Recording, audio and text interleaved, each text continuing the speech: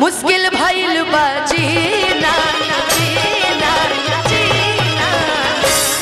अच्छा पुदीना बुलवा इनसे, आइए इधर आइए। तनिक बार बोल दीजिए तो ले लो पुदीना, कि ले लो पुदीना। एक बार बोल दीजिए ले लो पुदीना। हाँ ले लो पुदीना, है ना जी। गाओ, हम बोल के बता दे कि ले लो पुदीना। कोई बात नहीं, गला सही हो जाएगा। ले लो पुदीना। हाँ आओ एक बार बोल दो। बोले बोले ले लो पुदीना।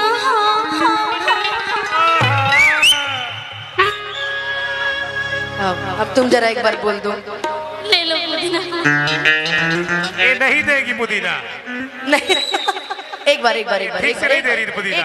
एक बार ले लो पुदीना। तनी अपना अंदाज में बताओ हो भैया कि ले लो पुदीना। तनी झूम के कि ले लो पुदीना, ले लो पुदीना, ले लो पुदीना गरिया के हसीना।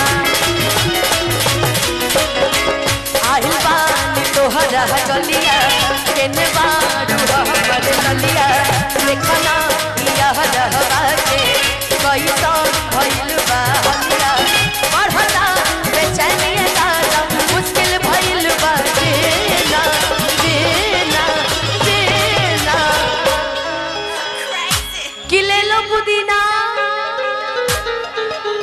भाई तुम मोबाइल लेके बहुत अच्छा पुदीना बोल रहे हो, वाह। कि ले लो पुदीना, ले लो पुदीना, ले लो पुदीना, ले लो पुदीना।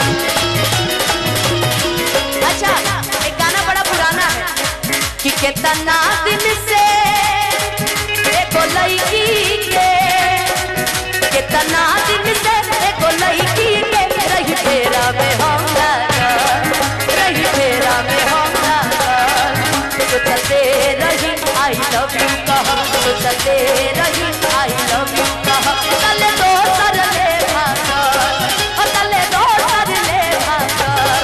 कितना दिन से एको लड़की के रही फेरा में हम रही फेरा में हम। ले लो पुदीना, ले लो पुदीना।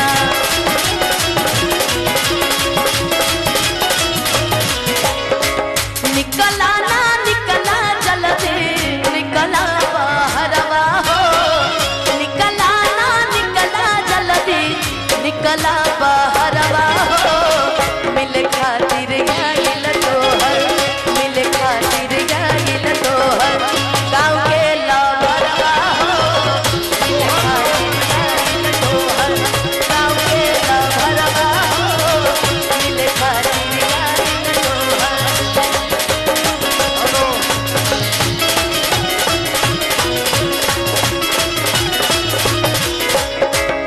कि सोचा तानी पर हम बाबा छट दे कराई दो। अरे सनमावा से हमरा मिलनवा तोहर का होता अनाता हम दे देब यही जे परनवा। तब बेची बेची गावा तानी गनवा